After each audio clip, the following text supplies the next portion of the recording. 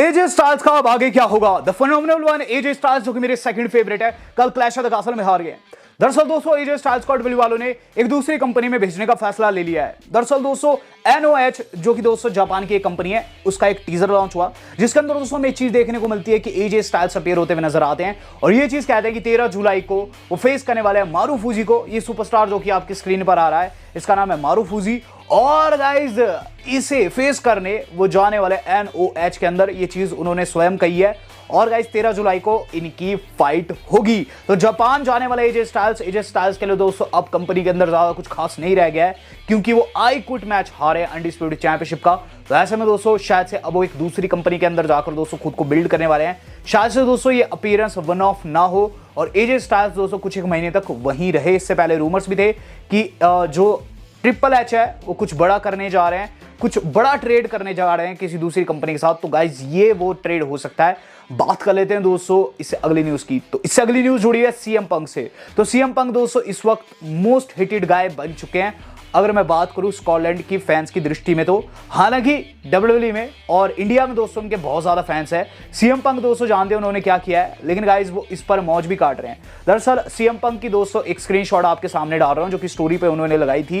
Literally दोस्तों इसमें वो साफ दिखा रहे हैं कि उन्होंने बरी कर दिया है ड्रू मैकिंटायर को। ड्रू मैकिंटायर ने मजाक उड़ाया था जब दोस्तों उन्होंने इंजर्ड किया था CM पंक को। तो इस CM पंक की तरफ से दोस्तों आप कह सकते हैं दोस्तों एक रिप्लाई है जो कि उन्होंने क्लैश एट द कासल के बाद दिया है। वहीं बात की जाए CM पंक की कॉन्फ्रेंस की, तो गाइज आप जानते हैं एक पोस्ट शो हुआ था क्लैश एट द कासल के बाद।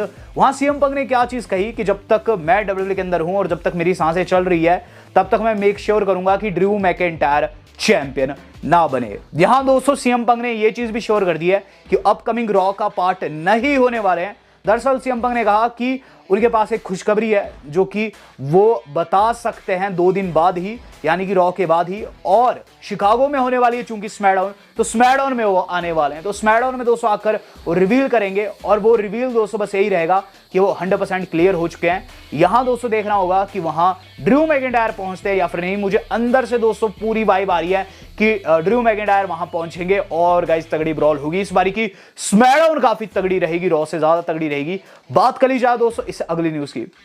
इससे अगली न्यूज जुड़ी है दोस्तों द गेम ट्रिपल एच से। क्लैश ऑफ द कैसल के बाद दोस्तों द गेम ट्रिपल एच ने एक बड़ी चीज के ऊपर से पर्दा उठाया है। द गेम ट्रिपल एच ने क्या चीज कही? ट्रिपल एच बोले हैं कि अपकमिंग जनवरी से नेटफ्लिक्स के ऊपर रॉ ही नहीं बल्कि और भी शोज आने वाले हैं। द गेम ट्रिपल एच ने रिवील किया है कि प्रीमियम लाइव इवेंट्स भी नेटफ्लिक्स के ऊपर फीचर किए जाएंगे। इसके अलावा पोस्ट स्मैकडाउन एंड NXT भी हम लोगों को नेटफ्लिक्स के ऊपर देखने को मिलेगी। तो रॉ तो लाइव रहेगी, इसके अलावा आप लोगों को SmackDown, NXT and premium live event देखने को मिलेंगे नेटफ्लिक्स के ऊपर। तो हो सकता है दोस्तों कि जनवरी की शुरुआत के साथ दोस्तों नेटफ्लिक्स के स्टॉक्स में उछाल आए। प्लस इसके अलावा दोस्तों हो सकता है कि आप लोगों को भी उसका सब्सक्रिप्शन लेना पड़ जाए, जस्ट बिकॉज दोस्तों वहां बेटर क्वालिटी मिलती है। बात कर ली जाए दोस्तों इससे अगली बड़ी अपडेट की, तो हम बात कर लेते हैं डेमियन प्रिस्ट की। तो डेमियन प्रिस्ट ने भी कुछ ऐसा किया है जिसकी वजह से वो चर्चा में आ चुके हैं। डेमियन प्रिस्ट ने दोस्तों रोमन रेंस को कहीं ना कहीं कॉपी कर लिया है। दरअसल रोमन रेंस दोस्तों एक कॉन्फ्रेंस में सभी को खुद को एक्नॉलेज करने को कहते हैं। अभी से कुछ टाइम पहले दोस्तों ट्राइबल चीफ जब एक्टिव थे तो कॉन्फ्रेंस में दोस्तों सभी को पहले एक्नॉलेज करने को कहते थे, सब खड़े होते थे उनकी इज्जत में। कल दोस्तों डेमियन प्रिस्ट ने भी यही किया है। वो सबसे पहले कॉन्फ्रेंस में जाते हैं और सबको कहते हैं ऑल राइज, और कहते हैं तुम आगे 3 बैठे हुए लड़कों तुम भी खड़े हो जाओ। 3 वहां रिपोर्टर्स थे जो खड़े नहीं हो रहे थे, लेकिन डेमियन प्रिस्ट ने उन्हें खड़ा करवा दिया और सबसे पहले दोस्तों उन्होंने रोमन रेंस के जैसे रिएक्ट किया है। तो एक चर्चा का विषय है दोस्तों कि ऐसा डेमियन प्रिस्ट ने क्यों किया, क्या वो रोमन रेंस बनने की कोशिश कर रहे हैं? तो आपसे सवाल है बेटर चैंपियन कौन रहा है? डेमियन प्रिस्ट बेटर चैंपियन है या फिर ट्राइबल चीफ बेटर चैंपियन रहे, या कहीं ना कहीं उन्होंने ट्राइबल चीफ की याद दिला दी है? बात कर लेते दोस्तों इससे अगली न्यूज की। इससे अगली न्यूज जुड़ी हुई दोस्तों हमारे चैड गेबल से। तो चैड गेबल दोस्तों काफी सॉलिड सुपरस्टार है। आप लोगों ने देखा कल उनकी परफॉर्मेंस कैसी थी। कल काफी अच्छी परफॉर्मेंस दोस्तों उन्होंने हमें दी है। लेकिन अब सवाल यह है कि गाइस आगे चैड गेबल का क्या होगा?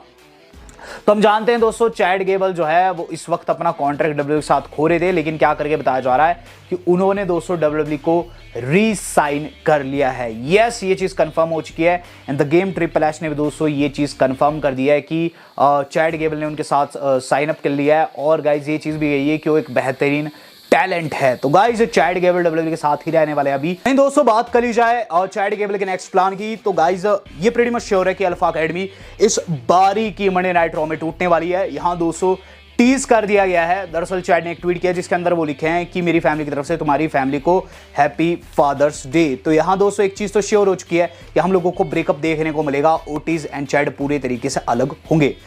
वहीं दोस्तों बात कर ली जाए मनी द बैंक की, तो मनी द बैंक के ऊपर डब्ल्यू ने एक ट्रेलर लॉन्च कर दिया है और गाइस इस ट्रेलर के अंदर डब्ल्यू वाले कुछ बड़ी चीजें स्पॉइल कर चुके हैं। सबसे पहले चीज दोस्तों, इसे पूरा थीम दिया गया है बिगेस्ट रॉबरी ऑफ समर, यानी कि दोस्तों समर स्लैम में कुछ बड़ा होने वाला है, कोई बंदा लूटने वाला है। बिगेस्ट रॉबरी ऑफ समर करके अगर संबोधित किया जा रहा है तो किसी न किसी सुपरस्टार को कोई ना कोई रॉब करने वाला है मनी द बैंक के ब्रीफकेस के साथ दोस्तों उस बंदे के सपनों को चकनाचूर करने वाला है।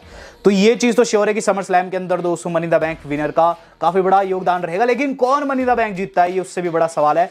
6 जुलाई को ये होने वाला है और इसका दोस्तों ऑफिशियल जो पोस्टर है सबसे पहला वो आपके सामने है। ये कुछ ऐसा है, इसमें कोई भी सुपरस्टार नहीं है, आप कह सकते हैं ये इसका पहला ग्राफिक है जिसके अंदर हमें 2 चोर दिखाई दे रहे हैं, एक महिला सुपरस्टार है, एक पुरुष सुपरस्टार है।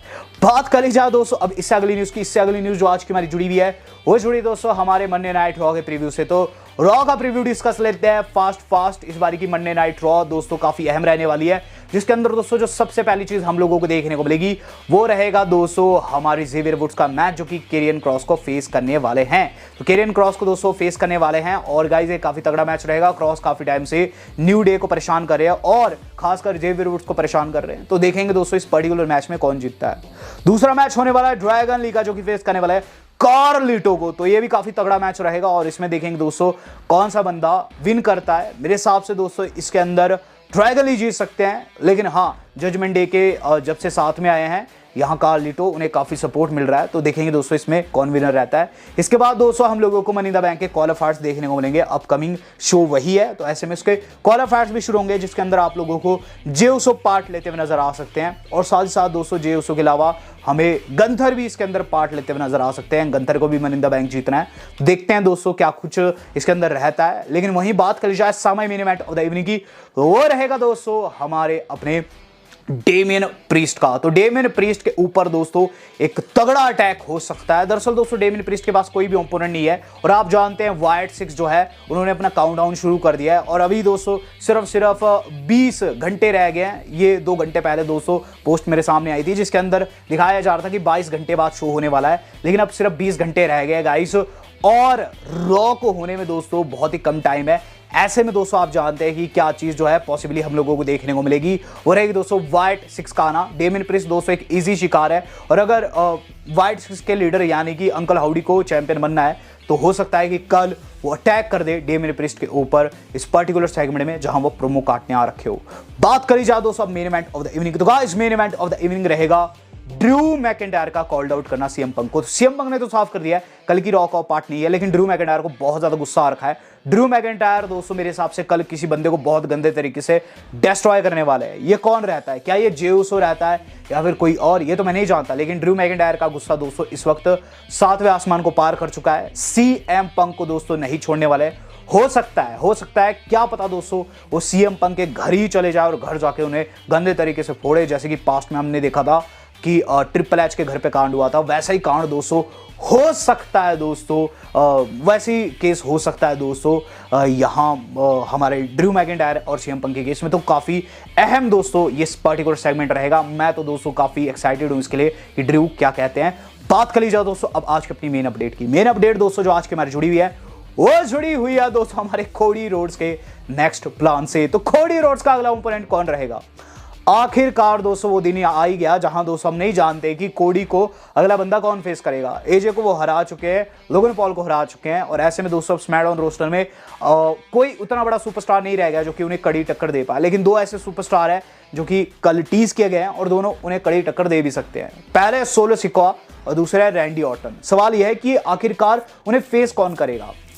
आप जानते हैं दोस्तों इस वक्त रोमन रेंज जो है वो घर पर है और अभी दोस्तों उनका लौटना पॉसिबल नहीं है। ट्राइबल चीफ दोस्तों मनी द बैंक के आसपास लौट सकते हैं। तो ऐसे में दोस्तों क्या करके बताया जा रहा है कि सोलो सिक्वा वर्सेस कोडी रोड्स होगा मनी द बैंक के अंदर और फिर समर स्लैम में हमें रैंडी वर्सेस कोडी देखने को मिलेगा। ये सुनने में भी अच्छा लग रहा है और पॉसिबल भी है, क्योंकि दोस्तों आप जानते हैं यहाँ सोलो ने कहीं ना कहीं साफ कर दिया है कि उन्हें वो गोल्डन चैंपियनशिप चाहिए जो कि कोडी के कंधे पर है।